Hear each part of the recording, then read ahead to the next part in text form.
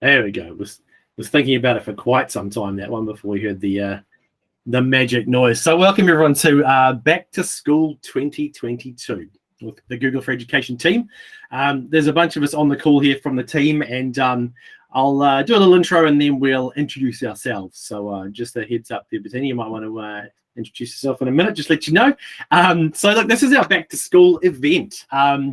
Obviously, we'd love to be in person, but you know, it's another year of staring at screens. So Chris did just drop into the chat there the short link for this, the bit.ly BTS22_1.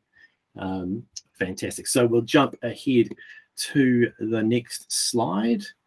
There we go. Fantastic. So kia ora whanau, nā mihi nui kia koutou katoa, kia papatuanuku tēnā koe, ki te whare tēnā koe, ki te tupuna tēnā koe, tēnā koutou katoa. We acknowledge and respect Ngāi Māori as the tangata whenua of Aotearoa, and we're committed to upholding the principles and partnerships of the Treaty of Waitangi. So what I did there is I welcomed you in. I paid respects to the earth you stand on, wherever you are, to the house, the whare you're in, and to your tupuna, the people who have gone before you and welcomed you into this space. So welcome, everyone. Thanks, Steve. And for those of us on the other side of the ditch here, we would just like to acknowledge the traditional owners whose customs and cultures we have nurtured and continue. They have nurtured and continue to nurture this land. Wow, I can't get my words right today. We do honour the presence of the ancestors who reside in the imagination of this land and whose spirituality flows through all creation. So wherever you are in the world, in Australia rather, you are standing on Aboriginal land, and we just want to acknowledge that. Awesome, thanks. So nice one. So I guess I should have said that I'm Steve. I look after Wrangle, New Zealand over on this side of the ditch. So previously I was a high school teacher. I mean, I talk to people and say I used to be a teacher, but I don't think you ever used to be a teacher. You're always a teacher, I think. So that's me. I'm from New Zealand. I'll pass it over to Chris to introduce himself. For anybody in the world who doesn't know Chris Betcher, I'm not sure if there is anybody. Actually, Steve, go to the next slide if you don't mind. So this is actually the Google for Education team across Australia and New Zealand, and Steve's introduced himself. That's me there. I look after what they call workspace adoption. So in other words, when my mother says, "What do you do?" I find it hard to explain. So I just say to her, "Google makes really cool stuff, and I help people understand how to use it." That's the simplest explanation I can give. But we have other people on the team. You can see we've got Bettina Pfeiffer joining us today. Bettina is relatively new to the team. I'll get you to introduce yourself, Bettina. Hi, everybody. Bettina Pfeiffer. Like Chris said, I am very new to the Google team. I started probably, you could say, the start of this year, so I'm about 3-4 weeks in. And I am the National Education Sales Lead. So I work with Kimberly, Richard, and Chris in Australia. Unfortunately, I don't get the joy of working with Steve closely, but we do have a lot of banter going on. And I steal all of his ideas. So yeah, that's that's me over here. Fantastic, thanks, Bettina. Yeah, we have a growing team. I think when I first joined this team, it was it was much smaller. I forget how many there was, but it was much smaller. Definitely. People you can reach out to, whenever you need some help, feel free to reach out. We're a pretty approachable mob. Okay, Steve, carry on. Sweet, let's go back to the next slide. So we do have a series of 3. I guess you call 3 a series, can't you? It's more than 2, which is a pair, so we'll call it a series. So we're looking at starting your school year in style. So we run these webinars every month, and there'll be some more information about that a little bit later on. And we thought we always do kind of a wrapping up your year in style. So we thought, hey, let's do a starting your year in style. So that's the theme of today. We're also going to have a look at some hybrid learning resources, those resources that are great inside, outside, or wherever you happen to be in the classroom. And then we're going to have a look at managing Chromebooks for security and ease of use. There have been a huge range of updates to both hybrid learning resources, all the Google for Education resources, and all the stuff available on Chromebooks. So we thought we'd bring everyone up to speed. So I guess today's session, starting year in style, might be a bit of a brain dump of information. There's going to be a lot of stuff shared here, and Chris did drop the link in at the beginning, so you can go back and grab it as we roll ourselves through this presentation. So we're going to kick off with our starting your year in style. Chris, do you want to jump into these ones? Sure. Yeah, absolutely. Thanks, Steve. So just to kick you guys off, you know, I don't know, everyone's on a different part of the journey when it comes to using Google. Some have been using it for many years and some are quite new to it. So we have a ton of resources for anyone that sort of wants to get quickly up to speed. The first one there on the left side of the screen is we call the Getting Started with Google for Education series. And it's a really simple concept. You can click on that link there and it will take you to a page where you can simply sign up for what you would is like an email every week for 8 weeks. And each week it will drip feed you a little bit more information about Google Workspace for Education. 1 week it'll be Drive, next week might be Docs, next week might be Slides, Classroom, and so on. Each email contains links to short videos. And when I say short, some of them are literally 15 seconds long. And there's a couple of links in there. And what we found for people who are fairly new to Google, simply getting those emails 1 a week with very short videos is a nice low barrier to entry for people to sort of, you know, get to learn the basics. So that's there, that's free. When you do sign up for that, if you decide to do that, you can actually select which edition of Google you're using. So you might be using the free edition, which is what many people use, but increasingly now people are looking to the paid editions, the Google Workspace Plus or the Teaching and Learning edition. And so depending on which one you've got, you can select it from the list and it will, you know, it's no point getting tips for things that you don't have, right? So we make sure we give you the right things. Over on the right-hand side of the screen, there is a link there as well, and that is for some more advanced training. And Steve, maybe if you could just click on that link, and we'll just show that, if that's okay. Yeah, for sure. Let's jump out to that. Oh, I know what I've done. Hang on a sec. I have done the really clever presenting from the inside my slides. So I have to go back and I'll do this one because I was a little bit too flash for myself there. There we go. I see Steve just put the link to the Getting Started stuff over in the chat. So that. Yeah, so this is the other one. This was a series of webinars that we actually ran towards the end of last year, and they were all recorded. And they're on a bunch of topics. You can see there how to manage your storage effectively, preventing abuse of inappropriate material, managing sensitive data, managing mobile stuff. So there's a whole bunch of things in there, and these are all the recordings of the webinars that took place towards the end of last year. So if you want some more advanced features, definitely take a look at that second link. And if you want the sort of the beginner stuff or the more fundamental stuff, that's the one that Steve's looking at there. And Chris, say this one's a really great for people who might be new to your school. Maybe they've come into your school, they're not very experienced with using Workspace, and a really great use of this as well as also people who are in your admin staff, not necessarily your teaching staff, but the admin team, because sometimes they don't get a lot of the training the teachers get. And so this is a really great program for them to jump into it as well. It's really, really simple. Yeah, absolutely. I'm hearing that more and more from admin staff too, that that have to interface with the teaching staff that are pretty much embedded in using Google, and admin staff not always the case. So yeah, great resource. Thanks, Steve. Next slide, if you don't mind. All right. I just wanted to mention this as too. One of the other things that we do here at Google is we run certifications for teachers. And there are 2 levels of certifications. We simply call them level 1 and level 2. Creative names, I know. But we also have training to support these 2 levels. And you can see the link there underneath the edugoogle.com/teacher center. That link there will actually take you to the Google Teacher Center, which is where we keep all of our training resources. There's a bit of a treasure trove of stuff that's there. So if you haven't seen it, it's worth checking out.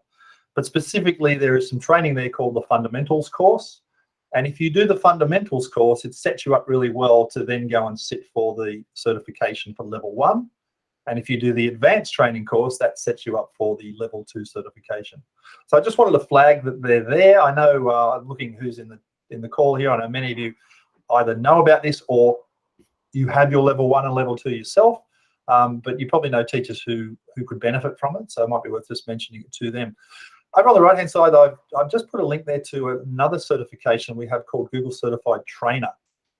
And underneath, I just wrote an article just the other day on how to become a certified trainer, and I've laid out all the steps that you would need to do to become a certified trainer. And the link is there, and hopefully you've got the slides with that link. I will emphasize that becoming a trainer is really pitched at people who do need to train people. So it's not really designed for you, a sort of garden variety teacher whose main role is simply teaching kids. but it's for people whose role is in teaching other teachers. Okay, it's very specifically aimed at people who train. And the course to support the certified trainer deals very much with adult learning principles and how do you design learning for adults and so on. So those are some of the certifications. We do have others, but they're just ones I wanted to mention today. Nice. Cool. So this one, again, thinking about starting your year in style. This is a post that came out at the end of last year, kind of looking at the going back into hybrid, especially for our friends in the Northern Hemisphere. So that top link there is helpful tools for back to school. And it's looking at the range of different tools we have with examples of how to use them as well. So a really handy little bunch of tips that might be a refresher or might be, I didn't know that was a thing. So a nice little link up the top there. And also the guide for educators, again, written by educators for educators to give you some, again, tips. I don't say tricks because it's like tips of using our tools. There really are no tricks to it. It's just tips for using our tools really, really well. So again, once you get this deck, just feel free to click into it and have a look at that stuff that's there. I'm glad you mentioned that, Steve, because it's one of my pet peeves is that tips and tricks phrase, because I'm with you. I don't think it's about tricks. Yeah, tips are good, but we're not trying to trick anyone. Exactly. Tips and little nuggets of gold, perhaps. Shortening the URL and chucking preview on the end of it. Oh, I just said one there. Slam. So again, we got a lot of questions about computer science and STEM and coding. Oh, you can't do that with this, that, and the other thing. Well, yeah, you can. And this is a nice little link that popped up in one of our blog posts on the education blog post, which is really practical tips for helping students to, as it says, their learning career. I could have just read it, couldn't I? So everything, all these different subjects you can use around computer science, CS thinking, all that sort of stuff as well. What I will do is I'll quickly click into that just to show you what I'm talking about. So as I said, this comes from the keyword, which is our blog. And when you're on the keyword, you can jump into the different product updates to find a whole lot of stuff. But anyway, I digress. So a list of apps you can use. So beginning to code, loads of people obviously would use Scratch because it's an amazing little piece of software. But there's some other ones there, some different coders. I'll stop talking about that. Coding and creating anything. So there's a whole lot of little guides here, some CS resources if you want to look at computer science. There's also some really great resources for families, which you might want to share out with your school community in the whānau. And also some information around Family Link, which allows parents to manage or to look after their kids' accounts as well. So some really nice stuff around digital safety and also some really cool creativity stuff that we see people really wanting at the moment. And, again, when people say, you can't do that, can you? It's like, well, yeah, you can. So that's a whole lot of links on that page there. Have you seen, I was playing with that earlier today, Steve. Have you seen there's one in there called Grasshopper? Have you had to play with that? I haven't played with that. It's one of those things you see and you go, oh, I must have a play with that. And then, really cool. If you teach coding to kids and you try to do really entry-level coding, but actual coding, I love Scratch. Scratch is awesome. But once you want to get beyond block-based coding and actually do some written code, Grasshopper is amazing. So if you haven't, have a look at that one. Yeah, it was interesting. When you use Scratch, you get that point where there's someone that says, can't we just switch off these blocks and just write what's in the things? Like, yes, you can. You go ahead and do that right now. And that's what I love about that. And if you haven't used CS First, it is a fantastic program with people who are software engineers and developers, just video-based, them telling you what to do, and then you go for it. So it's made a lot of people look very, very clever, me included, when I use that CS First program. This is something I shared with people around Safer Internet Day. This is the security checkup. And if you click into it, it will run a security check on your account. So it looks at things like how many of your passwords are reproduced or reused, how many things have access to your passwords, if your passwords are listed in a leak, because often that happens. So you can click into here and it talks about all sorts of different things around the security of your account.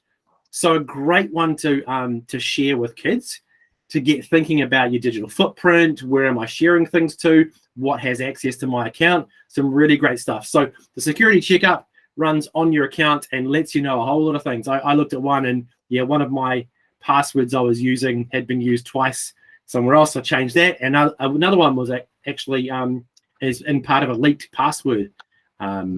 Lovely thing. So I changed that pretty quickly as well. So now I'm looking good. You get nice little green ticks when you're looking good. So again, only the same password used twice. No, only twice. No, I've got lots of 1, 2, 3s and exclamation marks and @ and hashtags and all that sort of stuff as well. There is, I'm digressing again, but there is that really great website, I should find it, that tells you how strong your password is, and it tells you how long it would take a bot to crack it. And I just found out that my password I'm currently using would take 800 years for a bot to crack. Wow. So yeah, I'll see if I can find that while we're going on. But to be honest, I can't do too It is amazing the number of people that just use the same password for everything. Yeah, just run your finger along the middle line of the keyboard. Yeah, it's always a good way. It's a really bad practice. All right, okay. All right, do you want to jump in this one, Chris? Oh yeah, I love it. So I used to be a media teacher, so I spent a lot of my misspent youth in programs like Photoshop. And these days I work on a Chromebook pretty much exclusively. And I must say, one of the things I do miss is obviously there's some digital media stuff that hasn't yet kind of, made itself available on Chrome in the same way that it has on, say, Windows or Mac. But the situation is definitely changing. And I just want to show you, Steve, can you just stop sharing and I'll just share my screen for a sec? I sure can. I'm going to do a really pedagogically terrible thing right now, Chris, and I apologize for this wholeheartedly. I'm going to put a link in there to how secure is my password, but no one's allowed to go to it until Chris has shown us this bit, okay? Don't go there, but it's amazing. All right. Right, stop presenting. It's all yours. Okay, let's share this screen here. So hopefully you guys can see my screen soon. There you go. Yep. So I just so recently Adobe have a big conference every year called Adobe Max, and at the last Max event they announced that they have a beta of Photoshop running on a Chromebook. Now I was very excited by this because I know this is, for many schools, they're really keen on all the advantages of Chromebooks, the manageability and the price and all the rest of the stuff, but they kind of go, oh, there's one thing that I just need to do and I can't quite do it on a Chromebook yet. And for many schools, it is Photoshop. So I was really excited when I read this thing about Photoshop beta on Chrome. And I happen to have it running here, so I'll give you a quick little demo. So if I just get rid of that and go back to, where did I put it? This one here. Okay, so this is running in an incognito browser. So I happen to have an Adobe account. You do need an Adobe account, obviously, in order to use it. So what you're looking at here is my Creative Cloud account with Adobe. And you can see I've got a bunch of files here. Now, if I pick one of these, say this one here I was dabbling around with, and it will just take a moment to open up and preview like so. There you go. So you can see, so this file here, you can see it's got some text and some images and stuff. There's a few layers here. This this green piece of fruit here was actually an orange piece of fruit, but it's got like a layer over the top that's transforming it to a different color. So it's doing a couple of Photoshop-y kind of things here. But what you'll notice when you preview it here on the web, there's a button at the top there that says Open in Photoshop on the web beta. So once you do that, it will open up and run Photoshop on the web. Now, I'll preempt this by saying it's not the full version of Photoshop, right? Not yet. But, Photoshop's a big animal, and it does a lot of stuff. And I don't think most people ever really discover all the stuff that Photoshop does. And what I've learned from playing with this over the last little while is it actually does most of the stuff that you'd want. And yes, if you're an absolute Photoshop guru, you'll come in here and go, oh, this is missing and that's missing. But for most people, probably 95% of people, they'll come in here and it will do exactly what they want. The neat thing about it, sorry, it's still low. It does take a little moment to load that very first time you do it. You can see it's still chugging away at the top there. So give that just a sec. But what happens is after you've worked on it here, it's completely seamless moving back and forward between Photoshop on the Chromebook and Photoshop on a conventional computer.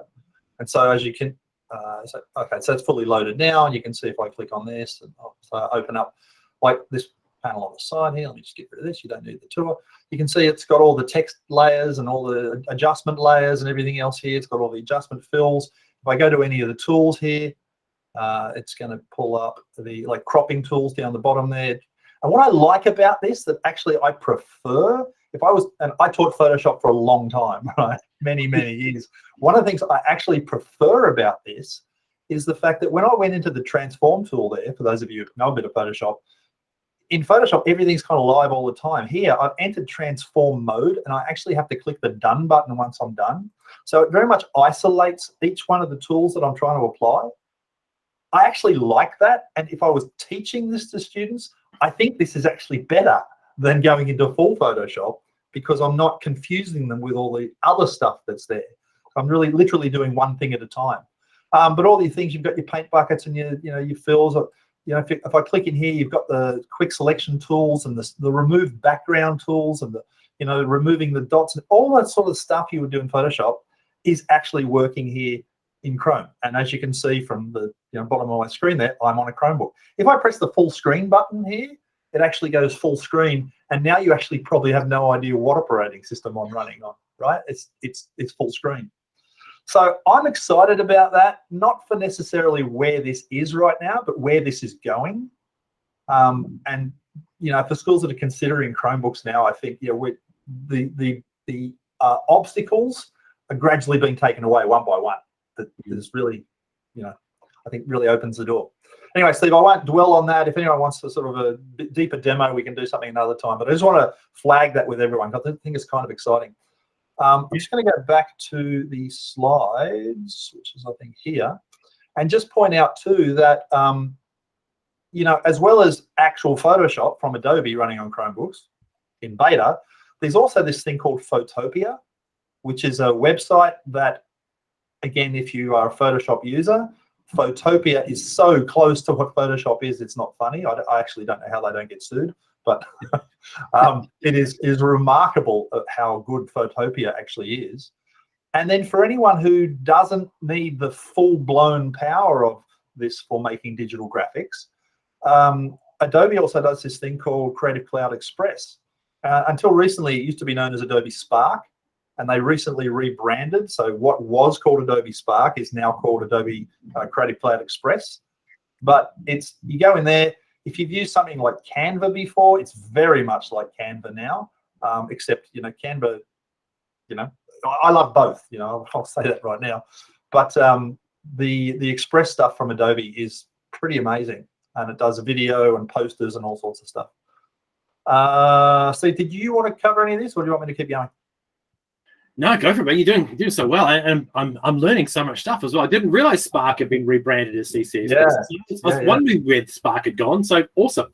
Not just rebranded, but actually reworked. There's a whole bunch of. It was a great program. Still a great program. Yeah. They've got this thing in Spark, well, Creative Cloud Express, which doesn't really roll off the tongue the way Spark does. That they call them quick actions now. And there's 13 new quick actions in there, which like one button press to do things that previously took many button presses. Nice. Over on the right hand side of the screen, there's 3 other things that if you have not tried them, I'd really encourage you to check them out. They are, I think, really interesting and exciting things you can do with students. The top one is called Cursive. Hard to demonstrate on this particular machine I'm on, but Cursive is a note-taking app. So think of it kind of like OneNote Lite, if you like. It's not quite powerful like OneNote yet, but it is a note-taking app like that, where if you've got a Chromebook with a stylus, you can write and draw and sketch, and it will save your notes and put them into notebooks and have notebooks with multiple pages, much the same way as that other thing organizes stuff as well. We've also got Data Studio. So for kids, one of the things, I was a computing teacher, computing multimedia, and one of the things, again, when I kind of moved to a more cloud-based world, was people go, well, I used to teach databases, and I used to use Microsoft Access, and what do I use now? Well, I would say Data Studio. Data Studio hooked up to spreadsheets or bigger databases gives you all of the sorts of skills that the students need in order to study databases. So relational tables, primary keys, secondary keys, all of that sort of stuff you would need to teach in a database course. You can do all of that stuff inside Data Studio. So if you are a computing teacher and you're looking for something worth checking out. And then finally down the bottom there, most of you have heard of Google Earth, but this is different. This is called Google Earth Studio. And what this is a little, wonder if I can open it up. Let me just try and see. It's it. Whenever I tell people about Earth Studio, I'm like, clear a couple of hours because you're going to need it. It's good. So if you've seen the news where they like zoom into a place on the news and they often has down the bottom corner Google Earth, this is what they do. Yeah, exactly. And again, this will take a moment to load because there's a lot of stuff in it. But basically, if you've used Google Earth, you know you can use it to sort of browse, geo content. So you can zoom in on places of the world, zoom in, zoom out, all the rest of it. But what if you wanted to record something? What if you want to create a specific pathway or a fly through of something?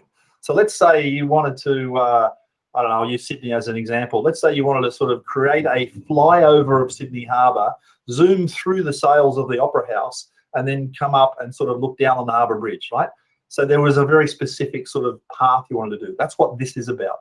So if I go to say blank project, I'll give it a name, I'll call it Sydney, and I'll say start. Have we got time to demo this, Steve? Quick demo? Man, go for it. It is super fun. So I have not used this for a little while. I have used it a bit, but not lately. So let me go in here and try and type the word Sydney. Should do a little search. And the great thing about this is you can do really simple little from here to here, and you can do spins at the end, or you can go super complicated. You can do things like make the sun come up as you fly through, and all sorts of crazy things. You can change the angle of the camera and the angle you're facing. So yeah, Chris is showing us now. Fantastic. So you can see over on the right-hand panel there that as I'm moving this around, I'm just dragging with my mouse, and to rotate it around on a Chromebook, it's holding down the search button. So if I can do that, and I can sort of point this any way I like. And over on the left-hand side, a bit hard to see, but you can see this box here. This represents a camera. So this is like that red triangle is like the camera, which way it's pointing, and the box in front of it is kind of the field of view.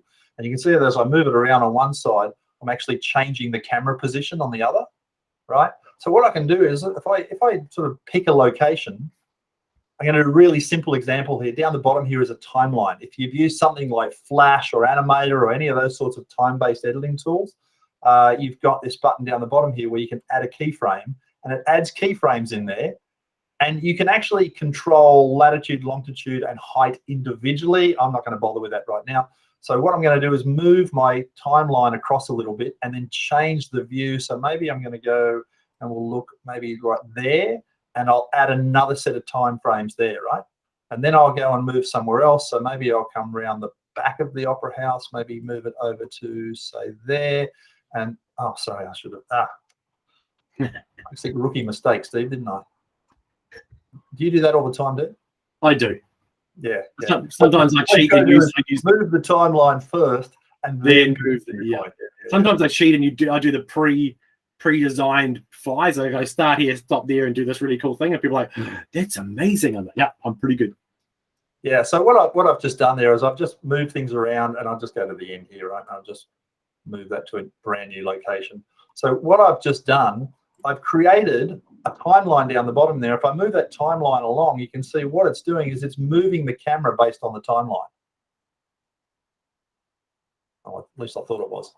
Let me hit the play button, see what that does. I don't think that pointed where I thought it was pointing. So you can see over on the left-hand side, the camera is moving along that arc there, which clearly I didn't drop where I thought I was dropping. So here we go. But you get the idea, right? What I'm doing is I'm creating a flyover using Google Earth, and when I'm done, they're going to keep repeating. Yeah, stop repeating. Yeah. Right. Let's assume I did it properly. When you're done, there's a render button in the top corner. You can hit that render button, and it will actually render that out. And this is a new feature here where we have video rendering, where you can actually render it directly to the cloud as an MP4 file.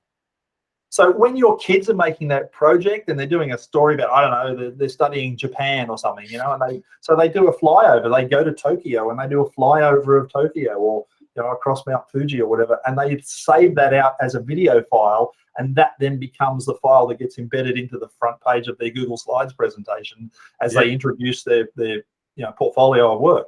So I think there's huge potential for that in the classroom, and like I said, it's beyond just Google Earth, which is great for browsing, but this is actually for creating presentations where you have specific goals in. Hey, Chris, just click back into Studio for a minute.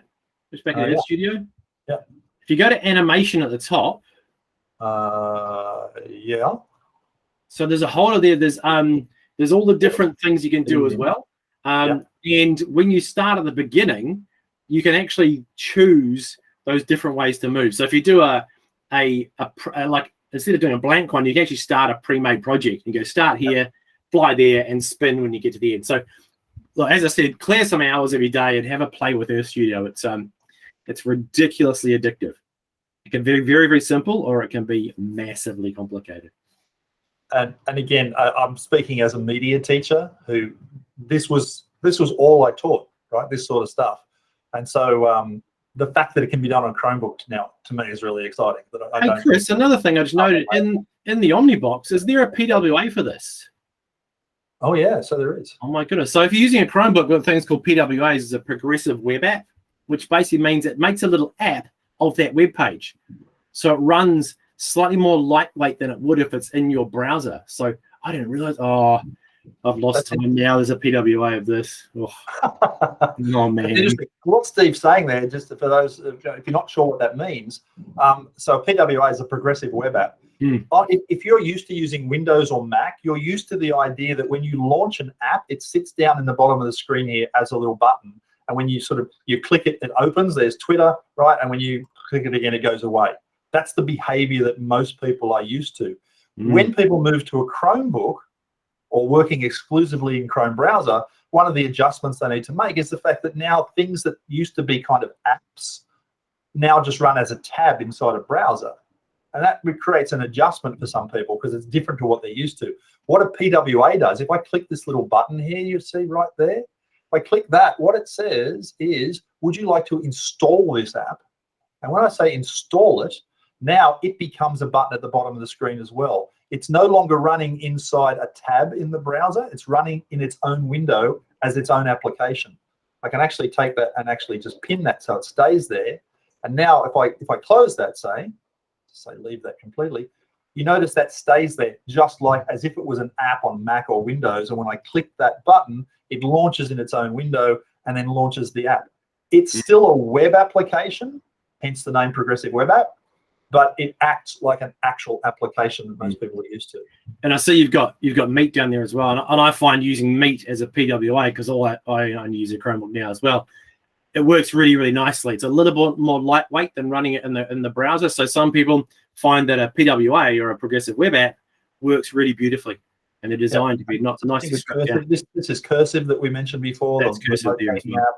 So that's that running like that. There's my Twitter running as a progressive web app. Well, you don't think you want to share that. Are you angry today? You're happy on Twitter?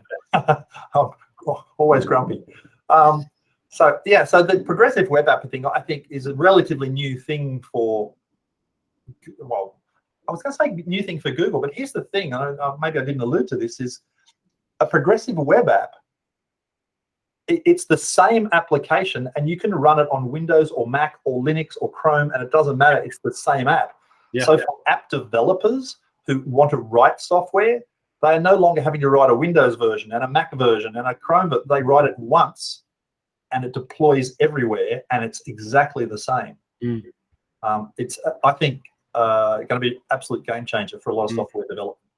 Yeah. I'll hand back to you, Steve, because I have rambled way too much. As you say, you're going to jump over to the next one for us. Oh, yeah, I'm presenting. You are indeed. So we wanted to make a bit of an update. We looked at this last year, and there were a lot of things saying they are coming. And there was a big update to Google Docs last year, and there was a whole lot of stuff coming out about Smart Canvas and how things work in behind Docs. And a lot of people read it and went, I don't know what that means.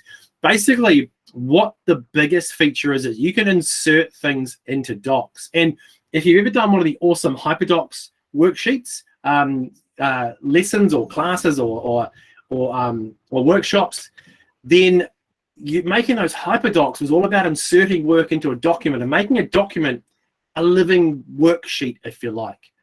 Now, with the upgrade to Docs, it means there's a whole lot of things that are really, really cool.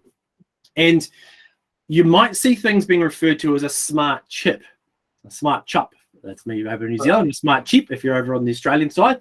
And what it does is it actually inserts a little thing that will do something into Docs. Now, a really great thing that you can do is you can tag people in it. Now, Chris, I think you were going to take us really quickly through a couple of things that we can do in this, weren't you? Sure, yeah. So I'm just going to go into my browser here. I'm going to go docs.new, which is a nice shortcut if you don't notice. If you want to launch a new document, just go to the bar, type docs.new, and that will launch a new doc like so. So let's say, and you can see it's actually hinting me here. It says type @ to insert. If you've noticed that on your new documents now, that's what this is about, the smart chip business. So if I type an @ symbol, it actually pops up a whole bunch of things that it thinks might be helpful for me. So for example, let's say I need to mention Steve in this document. I start typing Steve, and it actually adds all the different Steves there. I'm going to use his Google address there. So I do that, and it adds Steve's name in, but you notice it's got this little gray bar around it.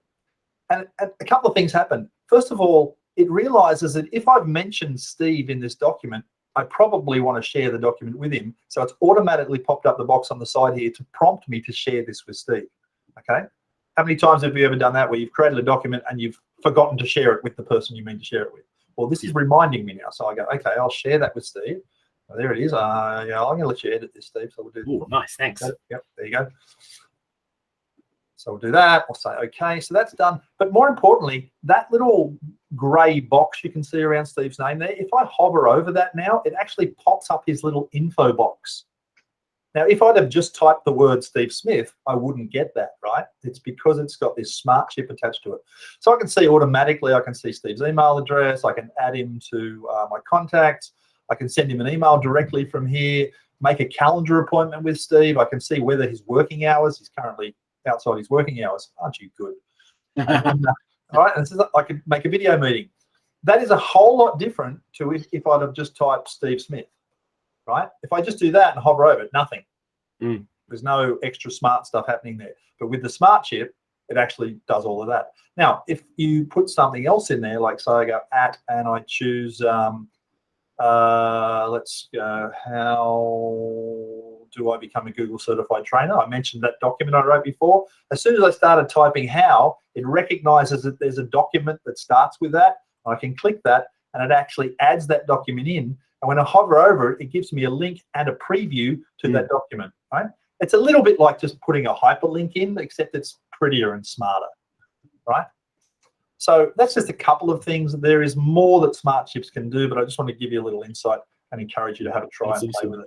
And I think one of the amazing things that I love about smart chips as well, and kind of coming back to that HyperDocs idea, is if you put a YouTube link in there, you can actually hover over it and preview the YouTube clip inside of the doc. Yeah. So you don't have to click out and come back again. So if you are making one of those smart worksheets or a HyperDoc, then you can actually insert a link to YouTube, and it will preview and play in a little window inside your doc. And so it really means you don't have to jump in and out to go other places. So it does bring the world of everything into that document. And you can see there were, oh, there we go. And you can see there were, so it's asking you, do you want to replace it with that clip? And I'm pretty sure you do. Yeah, I've just pasted the URL in for the YouTube video, but this has popped up and says, hey, press the tab button if you want to replace it with this. So I just press tab, and it automatically changes it to a smart chip. And here's the thing, like as Steve was saying, if I hover over that now, it pops up that little thing. And if I say down here where it says open preview, I can do that, and it will now play. Yeah. You notice it didn't play an ad. When I tried to do it from YouTube, it played an ad for me. When I do it within the document, it ignores the ads. But I've now got a preview playing inside the Google Doc. So if you wanted to make a, I don't know, question sheet for students where they had to watch a video and perhaps answer some questions, you can now do that in a way where they can watch the video and type responses without having to juggle multiple windows and do multiple things. And that's all thanks to this smart chip technology. Totally. That's cool. Awesome. Thanks, Chris. All right. And also I know we've got a little bit on this as well coming up next, and you can also do them in Sheets as well. So smart chips are coming into Sheets as well. Yep. And I think the next thing, I've just clicked ahead. I've cheated, and just noticed that our next little bit is having a look at some Sheets updates. Can I just mention one other thing, Steve? Oh, yes. Yeah, that one. This approvals workflow. And this is actually a plus feature. So I know, I can see we've got a few folks from New Zealand on the call. If you're in a Kiwi school, chances are you are using Plus, because the ministry over there got Plus for all schools. And I know there's a number of Australian schools that are moving from the free edition to the Plus edition. So this is a Plus feature, and I think it's a nice one. Let's say I'm creating a document and I've got an approval chain. So before this document becomes official, maybe the boss needs to see it, or the boss's boss needs to see it. So what I can do up here in the file menu now, I've got this option for approvals. So I can turn on the approvals link there, go into this panel on the side here and say, okay, before this document is able to be accepted as the authentic thing, I'm going to make a request here, and I think Steve, and I'm going to say Bettina. Bettina, we use that address for you. Steve, what address are you using right now? Steve, from to you. Okay. Okay, cool. I'll use that one. So I can do that. I can write my little message in there. And when I send that request off, like so, it's going to go, and I can share it with people so that I can allow them to comment on it. So they might give me some feedback on the document. But I'll send that off, right? And boom, done. And what happens is this now changes to say, okay, this document, which was created by me, has been sent to Bettina and Steve and is waiting on their approval. And you can see this bar across the top now says pending approval. And once one or both of them approve that document, I'll actually get a little button at the top here that tells me that that document has now been approved. The entire approval chain has responded. And I just know from when I worked in schools, this, you'd write something, but it'd have to go to the head of department for approval, or it might have to go to the principal for approval. And it was always like someone would email it to someone and blah, blah, blah. So you can see someone has just approved, well, they both have. So Bettina and Steve have both approved that. So now I get this message on my screen that says the file is locked from editing, right? And that makes sense because if I just reload that so you can see what I mean. And up here it says locked. And obviously if I've given a document out and it's been approved, I can no longer make changes for it. Otherwise I'd have to get it approved again, right? I might change something that changes it completely. So it is locked. If I really do need to, I can come in here and I can unlock the file, but then I would need to reapprove it, right? But I think that can save an enormous amount of time in schools, because the number of emails that go back and forward with, oh, can you check this? Way too complicated. Even on a doc, if you're working collaboratively on a doc, you don't kind of know if we're done, are we finished, and it saves that asking around. So in Bettina and I just got an email which said, do you want to approve this? And we're both like, yep, sweet as. And you can see now it does say that's approved version for Chris. So really simple workflow. Yeah, absolutely. So that's the approvals workflow. I think it's a real cool thing. I'm just mindful of the time, Steve, so we might move on. Yeah. But I'll hand back to you for the sheets. Sweet. Yeah, I'll be real quick with the sheets. So a bunch of different things in sheets. If you use sheets a lot, you will have seen these pop up already. And for me, who's not a complete guru around the formula parts of sheets, when you put in those columns, it actually suggests stuff. It goes, is this what you want to do? And I'm like, yeah, that's exactly what I want to do. And the beauty of it is that you actually see what the formula is.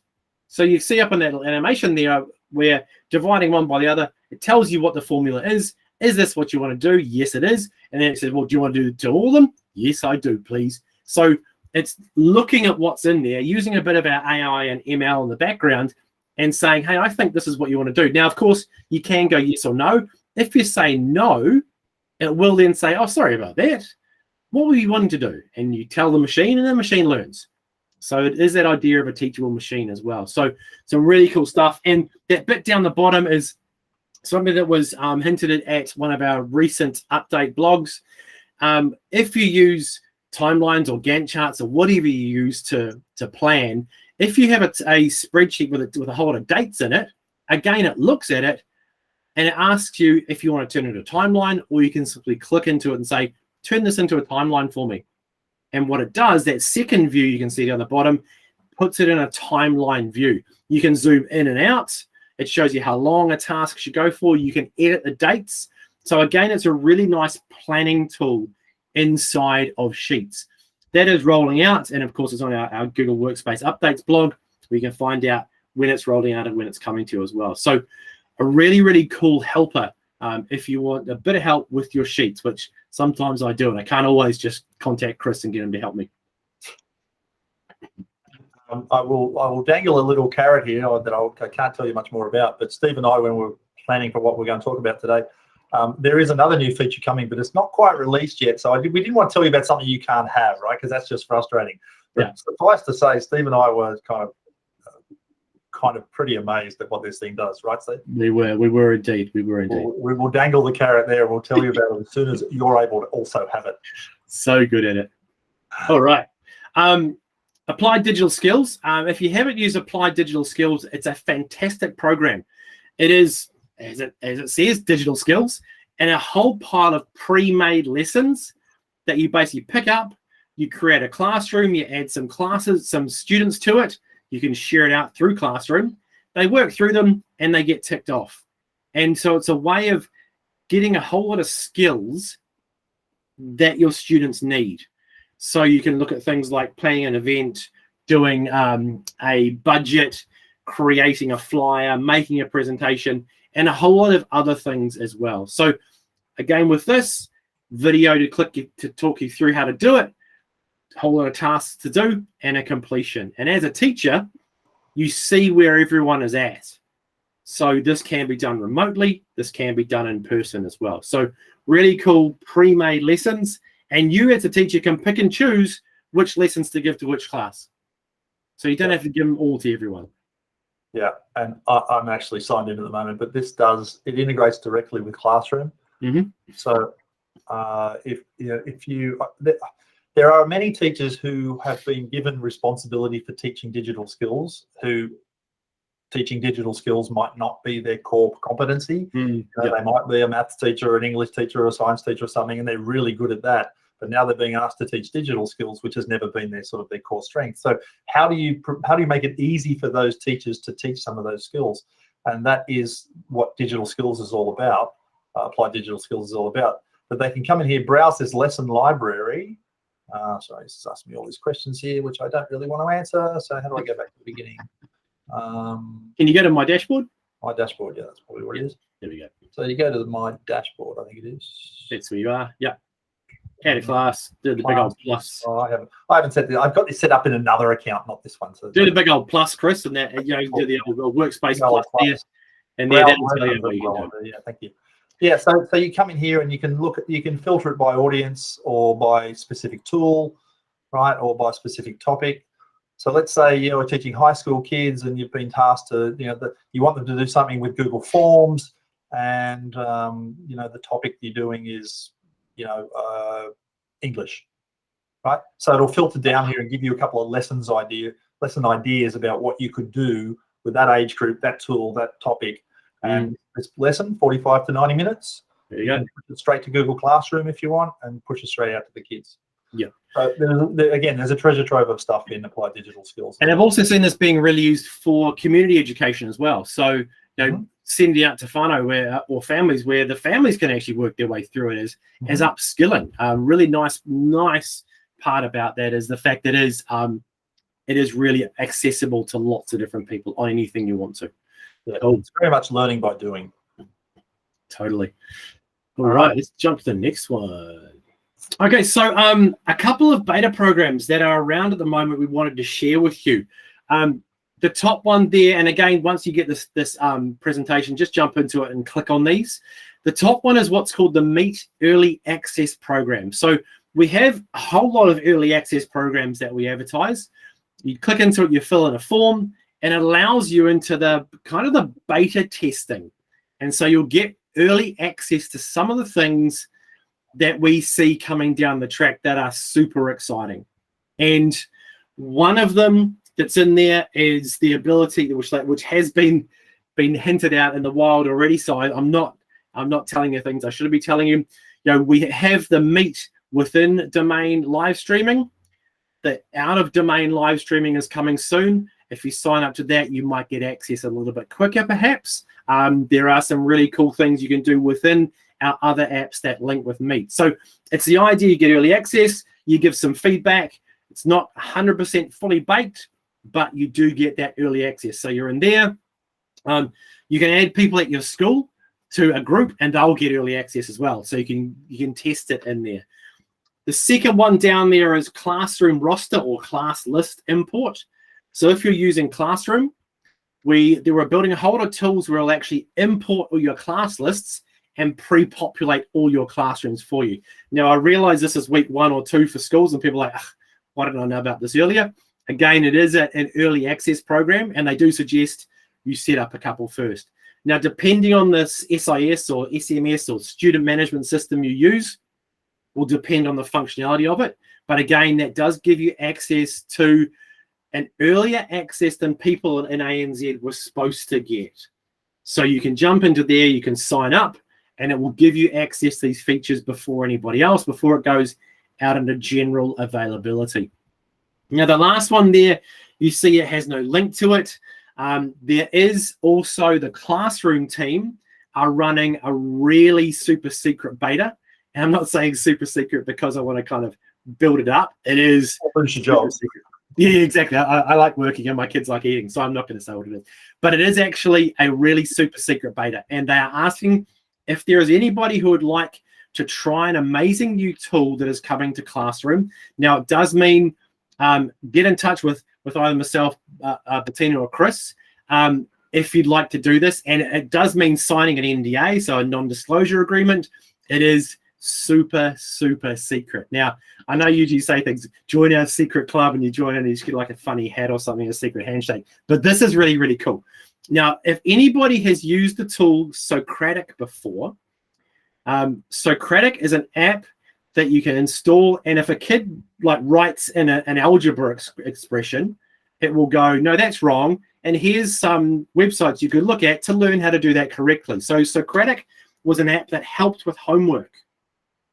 Now, that's a little hint as to what might be possible in Classroom in the future. So look, if you're interested in finding out about this, get in touch with one of us. It's with the Classroom team. There's some really cool add-ons coming to Classroom. And once you get into this, you kind of get access to early things. And you can give them feedback on products as well that are in development. So feel free to get in touch with us if you want to find out more about that bottom one. The Classroom roster import is available to New Zealand and Australian schools at the moment. There are quite a few who are testing it. And the Meet Early Access program is there as well. Thanks, Chris. Put you under the bus. Exactly. So look, if you want to find out more, obviously I can't say anything publicly because it is super, super secret. So let me know if you're keen. That was my email that Chris just flashed up there. What I might do, Chris, is I might just quickly take over the share. Sure. Let's do this. Before the men in the black cars arrive out. Exactly. So here we go. So this is Socratic. Just wait for it to share. So what it would do is it was built to support science, maths, literature, and social studies. And what it would do it was powered by Google AI. So this is basically how it worked. You put in something there, they say, oh, it looks like you're trying to solve a quadratic equation. Here are some links to some pages about that, or a YouTube, or even this is the steps to it. So it's a really nice, what the idea of this was an AI tutor for anybody, really. And as it gets used more, it gets built up and up and up and up. So that's what Socratic is. And the next iteration is what the Classroom are looking at, is how we can incorporate this sort of stuff into lots of other things. So our AI and ML machines are pretty amazing. And we're looking at how we can use this. Now, the thing about this is you can kind of think about it as a teacher assistant for teachers. So for those kids that are having trouble, they can jump into Socratic, put some information in, it'll give them some suggestions. And it's that old, ask 3 before me idea. So maybe if you ask Socratic number 1, the question might not come. So it's a really nice idea. It's accessible to everyone. It's a tutor for anybody who's got a screen in front of them. So a really great app. And this has been in development for a very, very long time. So that's what Socratic is. And what's over on this tab? Oh, yeah. What's over on this one? How secure is my password? So I got 7 months. But then when I did this, that I love showing this people, I'll put that on it. And I put a special character on it now. My password is secure for 400 years. So that was the password one. Sorry, I just had to show you how good my password was. let's jump back to here. Last thing, Chris, do you want to round us off with this one? Actually, I'm just doing something. I'm multitasking. Would you mind just doing this bit? Certainly. So we said that this webinar, this our back to school webinar. We're doing quite well. We've got 2 minutes to spare. As part of our AUNZ webinar session, and we've got that handy bit.ly link there, bit.ly/AUNZ_webinars, and that will take you to the page you see on the screen there. On that is all our previous webinars. And you can also register for the upcoming ones. Now, when you register for them, like you lovely people have, it means that you get a calendar invitation and you also get the recording automatically sent to your calendar as well.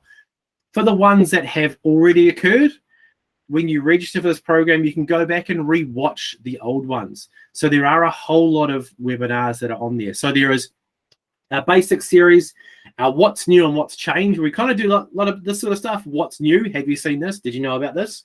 And we also have some really specific tool-based ones or Chromebook-based ones as well. So the AUNZ webinar series is on there, and that's the short link to it, bit.ly AUNZ webinars. Which will take you to that. We're hoping to have a new home for that soon, but currently that's where it sits. And just thanks to everyone for joining us today. I hope you found some little gem or nugget useful in there. If you'd like a PD certificate for having given up an hour of your valuable time this afternoon, if you want to go to that address there, bit.ly/GFE certificate, and maybe I can drop that in the chat.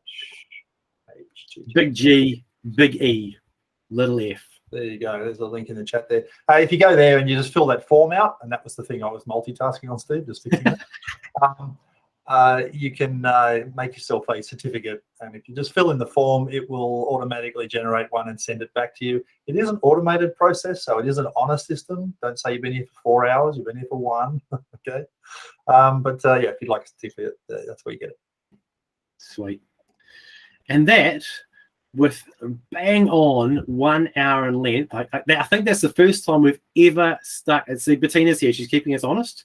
I can see her watching the time. Come on, sort it out. But look, those tools were basically a whole lot of stuff for you to go away and try. Use the security checkup with your kids. Use the password checker. They're all great fun things you can do in class and look at safety and security. And also have a play with all those amazing links we've shared with you. And also, register for our webinars. We do share a whole lot more information every month. Spend a bit of my time with us, or don't if you want to. But also, you can grab the rewinds just like you can today. So I think we'll wrap it up there from the team. So thank you very much, everyone. Ka kite. Excellent to see everybody. Do you want to stop the recording now, Chris, and we can do that? Thank you, everyone. We'll stop the recording, but if anyone wants to hang around for a couple of minutes and ask questions or anything, we will be here for that. For sure. Now. Thank you, guys.